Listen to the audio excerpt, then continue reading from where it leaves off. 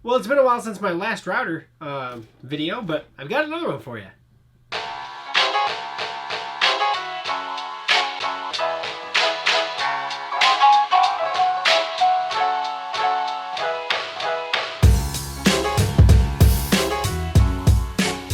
Hey folks, welcome back to techgooch, and I have a new router review for you from WAVLINK. Now, I've actually been using this for a few weeks now. This is their AC1200 series router, their dual band Wi-Fi router. Model is WN531G3. So I've actually been using this, and I've actually already been, also testing their extender that kind of goes with this as well. You can put with this, both of which. To get out, long story short, I'm actually very impressed by this guy. I really am. I was a little doubtful at first, but I have not had a lick of issue. So, if you've watched my router reviews in the past, everybody has a hierarchy on their list to say what is the most important to them. Is speed more important? In my case, it doesn't matter any of the other ones if reliability is fractured at all. So if I have a problem where the router is just not very reliable, then I don't care. It could be the fastest router in existence. If I'm not having a reliable experience, not only for myself, but for my family, my wife, my kids, if I'm at work or whatever and I get a phone call saying, hey, the internet's down, I don't enjoy that. I really don't, and I don't want to be the person that has an unreliable internet in their home. So yes, speed is definitely a key thing. Range, I think, is always a key thing as well. I want to have a router that obviously floods my house with internet. And so you can have multi-point nodes rather than a single point source here. In this case, I can add extenders to this, both wired and wireless. So there are a lot of capabilities that you have within a router. The WAVLINK brand, I'm not as familiar with.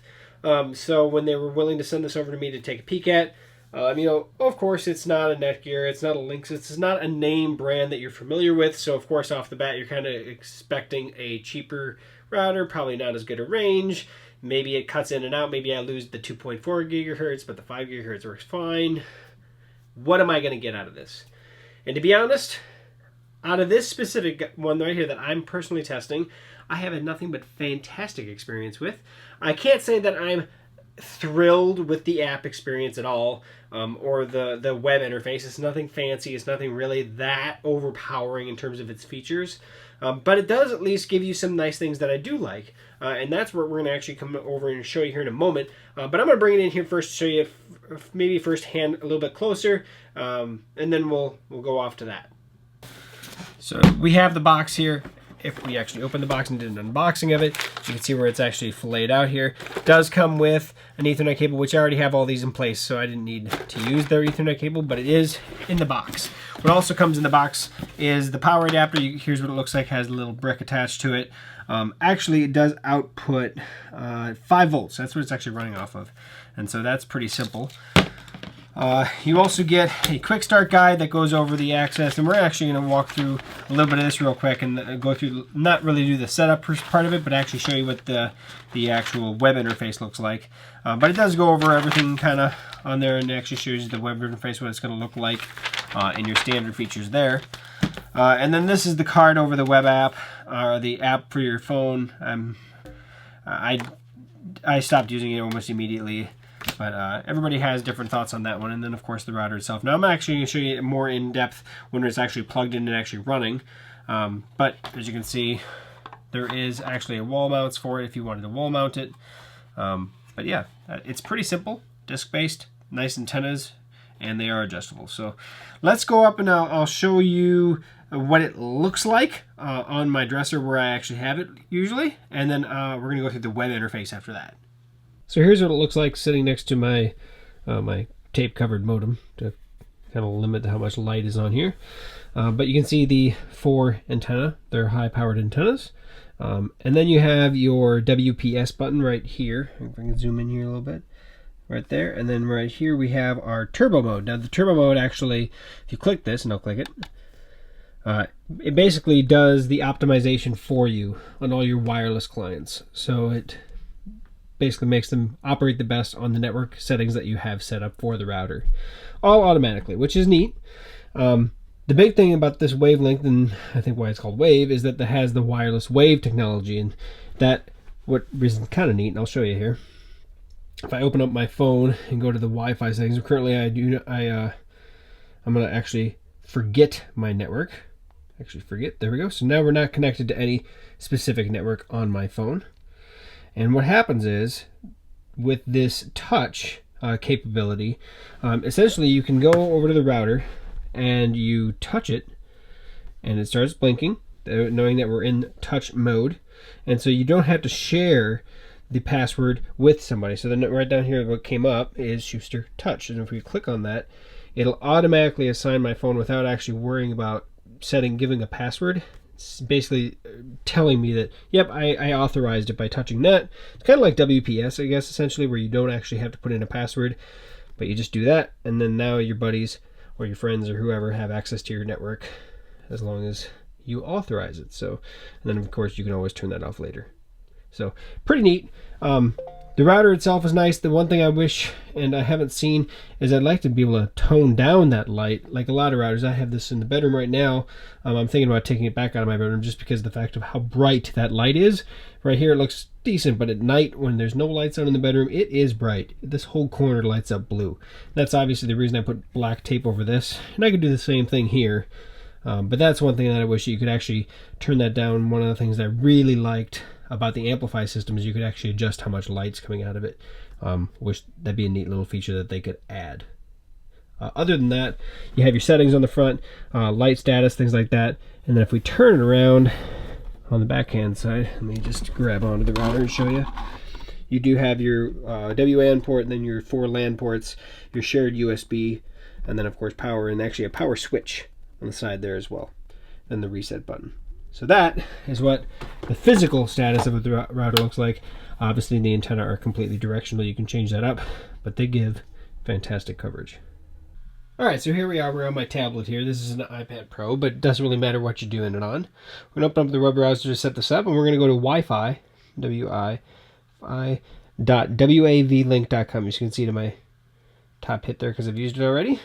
And here we are in the actual thing. Now I've already set this up, so I did not change the password, so it's still admin. That's your default password. And of course I recommend changing this. I just changed it back for this video purpose, so we don't have any fancy password. Oh, I typed it all the way. Jeez. There we go. Not now. Once we get in, you're probably familiar with this. With any other router setup, you're going to have all your fancy and all your information here. Right now I have 20 devices attached. It'll tell you your current download speed and upload speed. So if I was to start watching a video, you'd see that spike up, or do something on the internet. So if you're visualizing slow internet on one of your devices, pop this up, you'll be able to see real quick if something else on your network is actually gobbling up all that information. On the internet side, we can actually see information with that. LAN IP, you can actually see all the IP address stuff. Wireless, you can see I just have a temp password in there, but this is where you'd actually set up your personal password. I actually set this up so both the 2.4 and the 5 gigahertz spectrums are in the same SSID name, which I like to be able to have my devices themselves, or the router, to actually choose the best. But if you want to separate them out between 2.4 and 5, which is done naturally, it actually comes separated.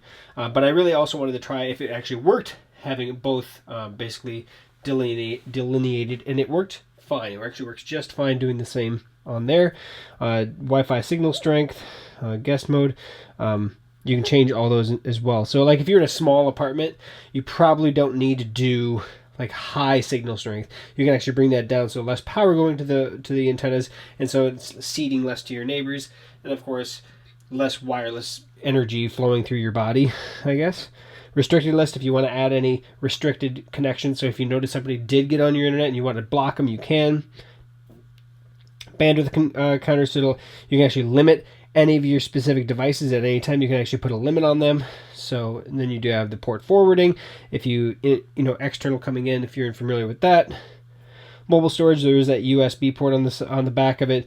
You can then plug a hard drive and share that through the router itself like normal as well. And then administration side, this is where you can change your passwords, things like that, reboot the router, factory data reset, online upgrade. So that is, there's firmware as well. So that is at least the web interface for the WAVLINK router. So my personal experiences. First, once I set it up, I haven't touched it really. I mean, of course I've looked at it and I've monitored it, but I haven't really had to do anything with it. It works like that, and everything connects just like it should.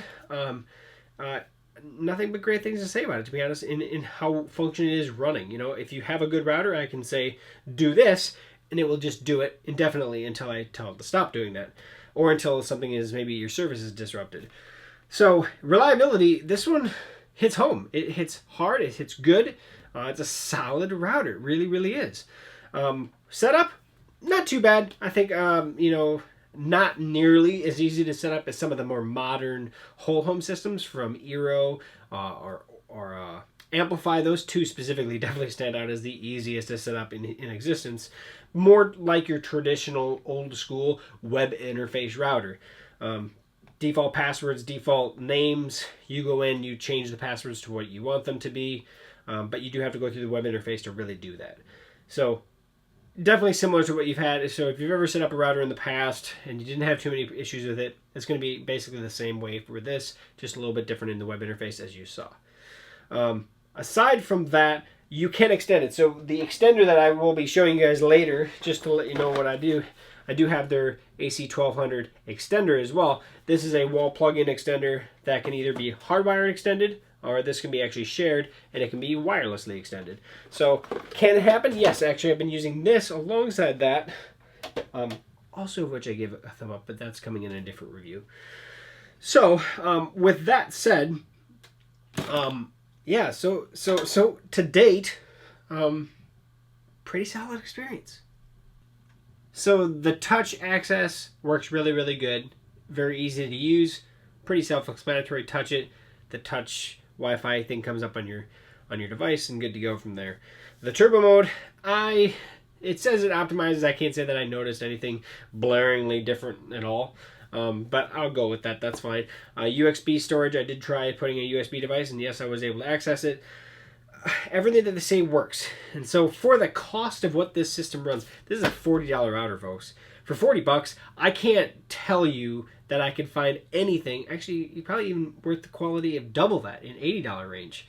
This is a solid router for 40 bucks. So if you're looking for an inexpensive, high quality, fairly good quality, good experience, definitely check out the WAVLINK. It's a solid $40 router. It really is. So it definitely brought light to my eyes what a good, inexpensive router can be. I would wholeheartedly buy this over those cheap Linksys or Netgear routers that you can usually get for like $80 to $100. Sometimes a little bit less in the 60 to 70 range. Nope, I'd actually buy this over those myself, personally. The range is substantially superior to any of those cheaper Linksys or Netgear routers that I've used in the past. The range actually is one of the things that really surprised me, how good the range was on this. It was substantially superior to any of the lower end routers I've ever used. Now, is it as good as some of the big whole home systems? No, it isn't. It really isn't. But then again, for 40 bucks, it shouldn't be something that's similar to a $300 or a $500 router. It really shouldn't, and it doesn't quite add up to that. I did not notice any big lag in terms of my video playback, my gaming, or anything. It's actually a pretty solid router. So with that said, guys, I'm going to put links where you can check out this product. If you want to purchase it from the top of the description in the Amazon link, by all means, you're supporting the channel. I highly appreciate it. I really do. But that said, thanks to WAVLINK for sending this to me. I really do appreciate it. You opened my eyes to what an inexpensive router should be. That's probably the best way that I can describe it. So if you have any questions for me, please post those below. Subscribe to this channel, share this video, like it, give it a go, thumbs up there, and let people know that, you know, especially if people are maybe on a tight budget and they're looking to, maybe their router died or they don't have a good, you know, they have an old one. This is a good alternative, at least, to get them modernized before they spend $150 on a Netgear Nighthawk or something. So that said, guys, check us out over on social media as well as that. Everything's at techgooch now, even at techgooch.com. I did finally, after 10 years almost, get the web address, techgooch.com. So thanks for watching. Thanks for viewing. Check it out. We'll see you in the next video. See you soon.